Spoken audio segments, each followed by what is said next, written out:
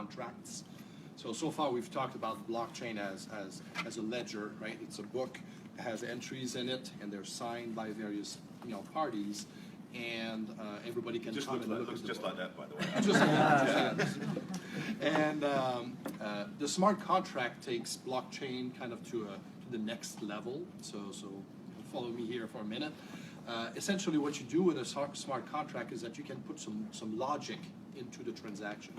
So just like earlier I mentioned, multiple parties that want to transact, can benefit from having the blockchain because they don't have to tie their systems in tightly with one another. In the case of a real estate, transaction, there's going to be a number of parties involved that need to apply their signature or their stamp to the documents. So what you can do with the blockchain is say, well, I'm signing this conditionally on you two also signing within the next 24 hours.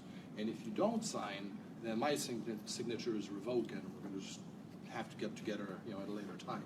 So you can actually put some of these conditions or that logic that represents how a transaction should go, so that even though the transaction is, doesn't happen at one moment in time, it happens, well, I sign today, you sign tonight, and you're signing tomorrow.